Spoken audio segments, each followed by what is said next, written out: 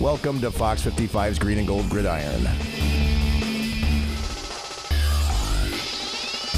Hello and thanks for joining us on Fox 55's Green and Gold Gridiron. We are at Scotty's in Schofield. The Packers suffered their third loss this year, 44-23 at the hands of the Saints, and it knocks Green Bay out of that first place tie with the Lions in the NFC North. Bill Ferrario is not here this evening, but it's a great chance for Keith Rording to move up into the first block. Keith Rording from PackerReport.com. Hey, thanks a lot, Brian. Glad to be back. I was just hoping we'd have another win to talk about. We have a lot to talk about with this game, and unfortunately, some plays that did not go in favor of the Green Bay Packers. Bill Ferrario, as I mentioned, not here. He is playing basketball, and we do imagine he looks something like this on the basketball court. There's Bill taking off from the free throw line. Who would have thought amazing. Bill could jump like that? I would have expected a Charles Barkley clip. I would have never have thought that. Here he is again. This one didn't look as good as the last score. I wanted him to bring the rim down. He should have. Instead, he'll probably do it this evening.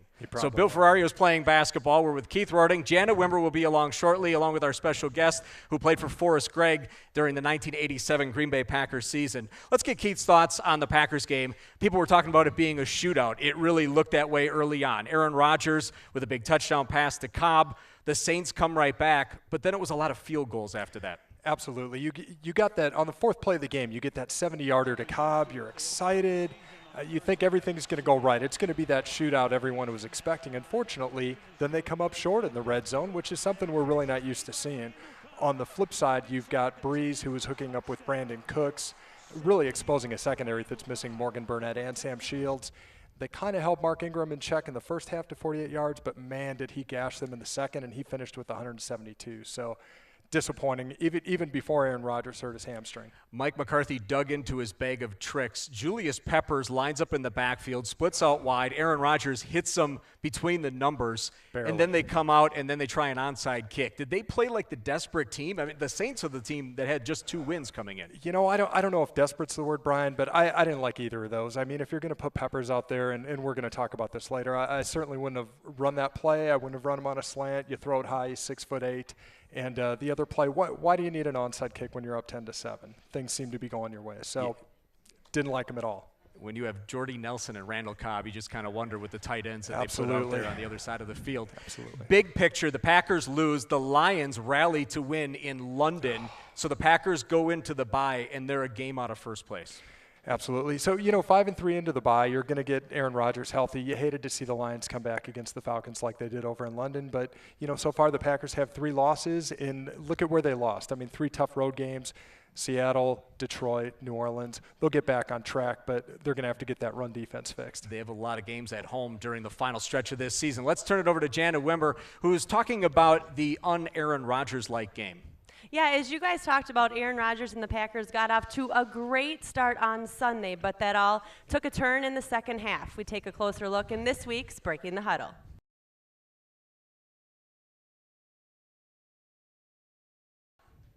And guys, for the second time this year, the Packers were involved in a game where neither punter even had to play, and that's only the 3rd time in NFL history that has happened.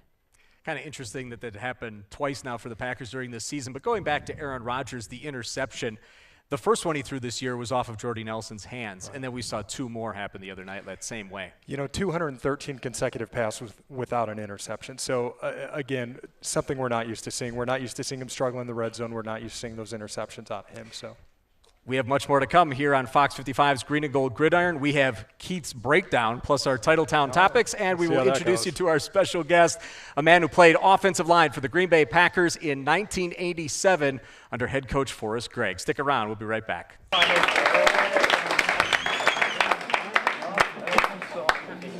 Thanks again for joining us on Fox 55's Green and Gold Gridiron. I'm Brian Groff, Keith Rording from PackerReport.com, and it is time for us to introduce our special guest. He is a Wisconsin native who played offensive line for the Green Bay Packers during the 1987 strike season. He lives in Mosinee. He is a special education assistant and a high school coach, including a very busy football season going on right now.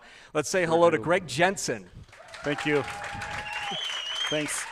The Mosinee Indians won their level 1 game. They're moving on, so you came right from practice to join us this evening. Literally came from practice. We've been going since August 10th, nonstop.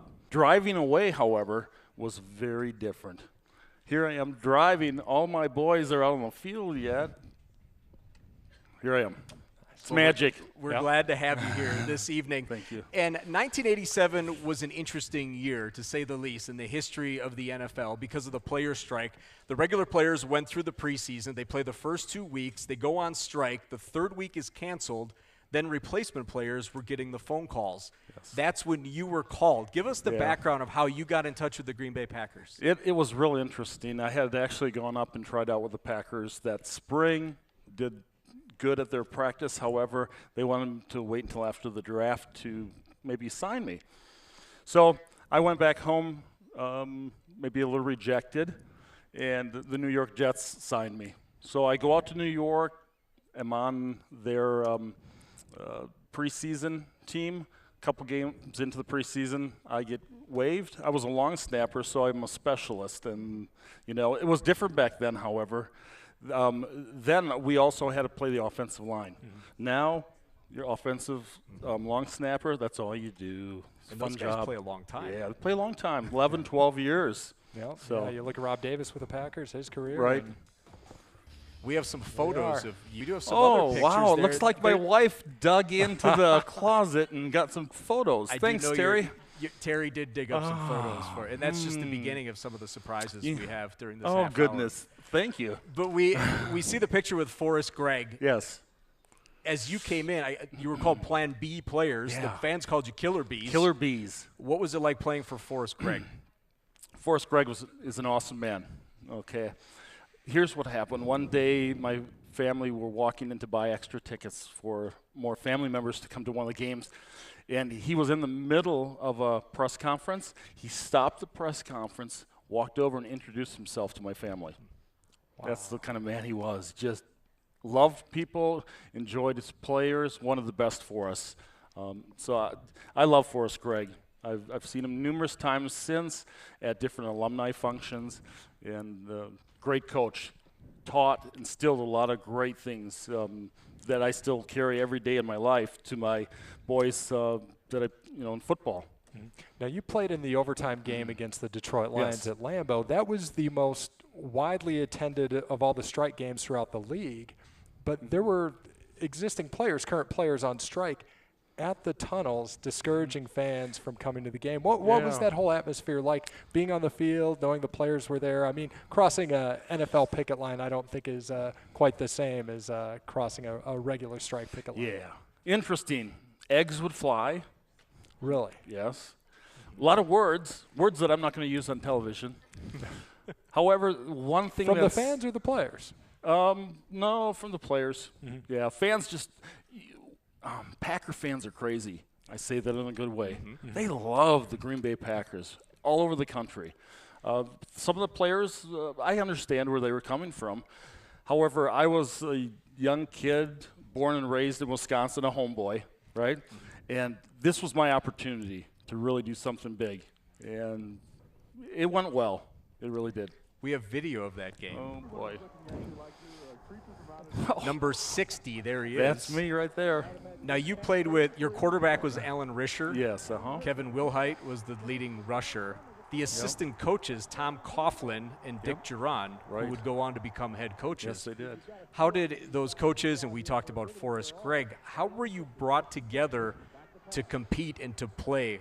You played in the one game, but altogether there were 3 games. So how did you guys come together in a short amount of time? Boy, that's a good-looking guy right there. That guy. Wow. It's from Brian's VHS. Wow, you know what? Here's the deal. It starts and ends with the offensive line boys, right? That's what Bill if only Bill were here. Woo, that's for you, Bill. I hope you're watching. Here's how it worked. We were a bunch of young men that just loved the game of football and wanted to play and just do the best we could. And Coach Gregg, he kept instilling, be your best, play with passion. That's really what it's about, play with passion. You talked about your time with the Jets, your time with the Packers. You played football elsewhere. How did all these experiences help open doors for you? Because you've gone on to do a lot of public speaking. Yeah. right? Brian, it has, and Keith, it has it. Once you're a Packer, you're always a Packer. You're in a big family. It's opened so many doors in my life to do so many different things. I've traveled all over the country. I've spoken in thousands of high school, middle schools. I've been in prisons just because I played with the Green Bay Packers. It's a blessing, and I enjoy it. I never take that for granted. Just don't. What was the transition once the regular players came back? Because, I mean, again, you kind of went through that disappointment once when you didn't catch on prior to the strike. Right. Yeah, it's a disappointment, but it's like anything in life. You can let it beat you down, or you can just pick yourself up and keep moving on. And that's what I chose to do, is to keep moving on. Kind of an interesting time because Sean Payton, who we saw as head coach for the Saints, he played during that strike. Rick Neuheisel played as well. Mark Gastineau, Joe Montana, they crossed the picket lines. Right. Those guys came back, and they ended up playing. Right, yeah. There were some interesting times, but that's football, right? You have to be able to really just go with the flow of the game, what's happening, and that's what we did as replacement players. Some guys stayed on, and some of us didn't. All right, we're going to turn our attention now to our Titletown topics. So we're going to get your input as well as Keith's on some of the things going on with the Packers. And for that, let's send it over to Jana Wimmer.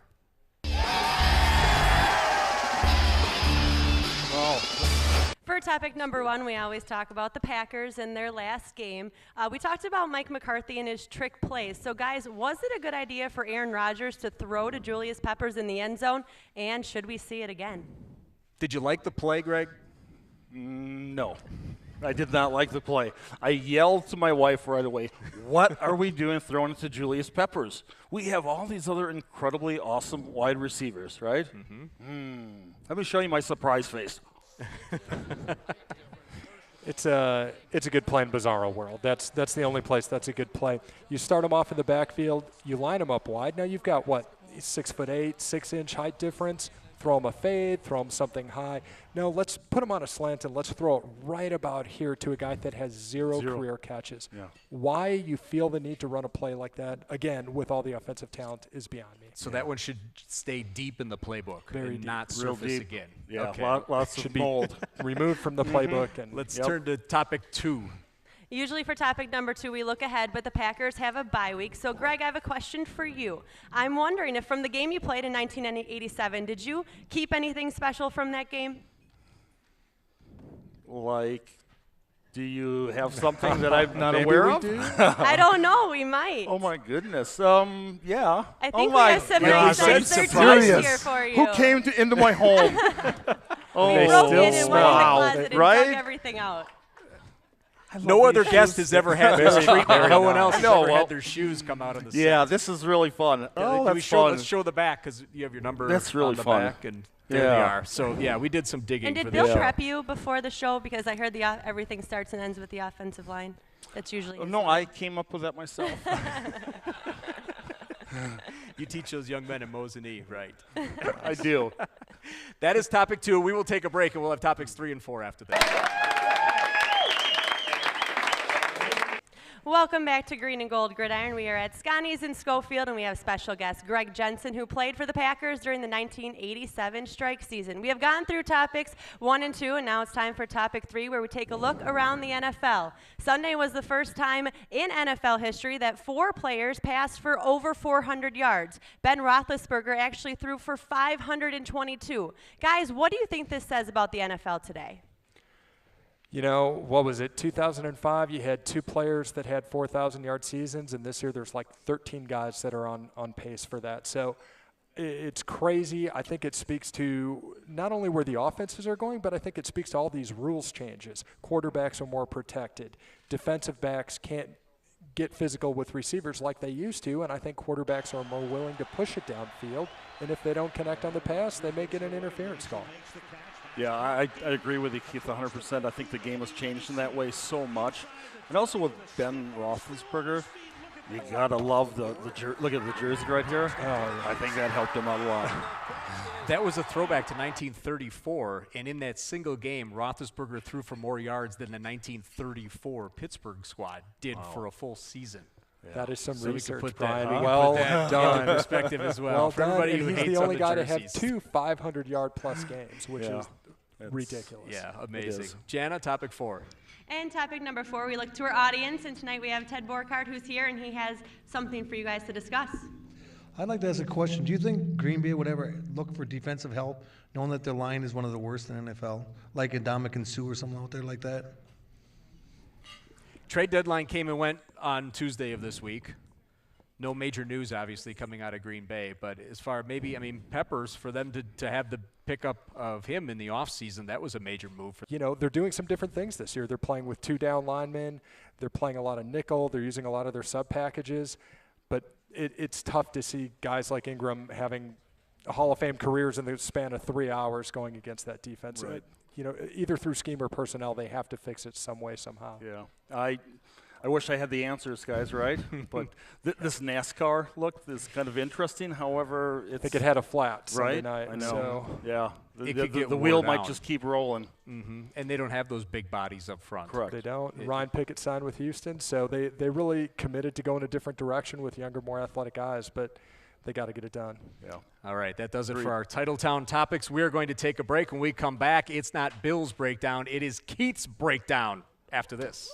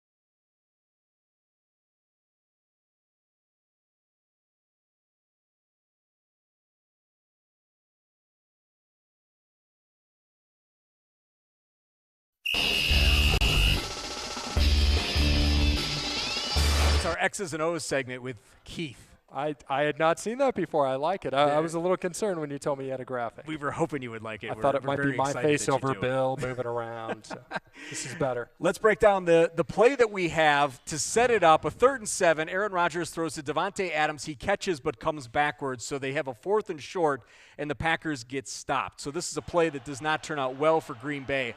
Why is that, Keith? Oh, my gosh. There's so much wrong with this play. So starting with the play before, which should have been a first down. But Lane Taylor, the backup guard who's in for TJ Lane, gets absolutely destroyed on this play by the Saints defensive tackle, Tyrone Walker. So as we roll it, Walker comes in, blows by Taylor to the inside. It had been happening the whole game. John Kuhn, because the Packers are in their I formation, their power package, he has to now take Walker.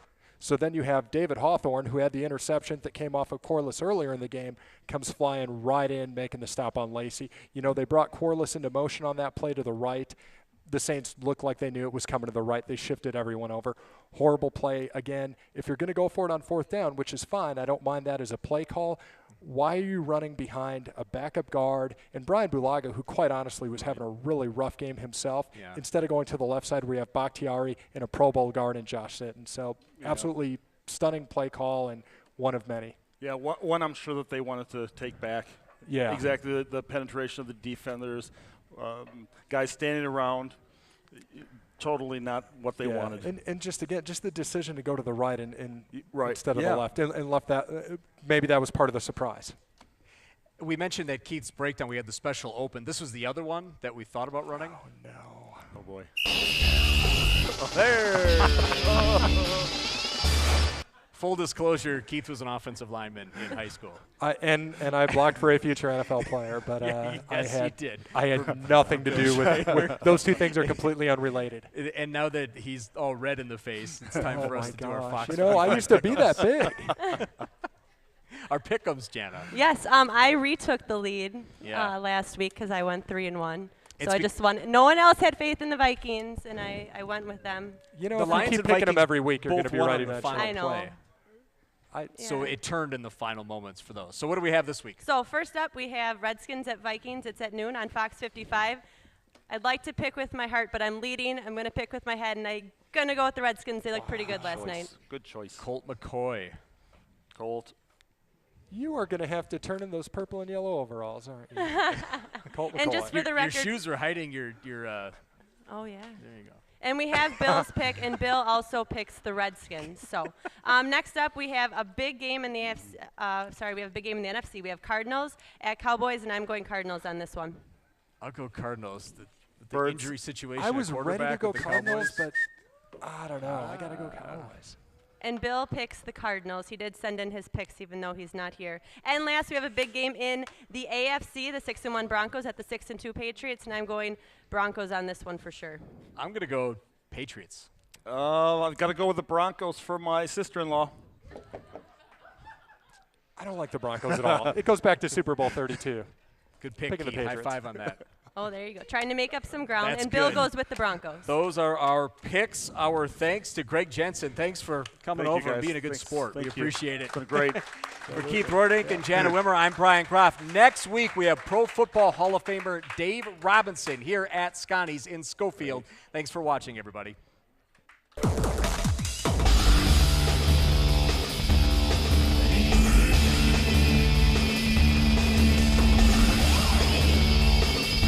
Thank you for watching Fox 55's Green and Gold Gridiron.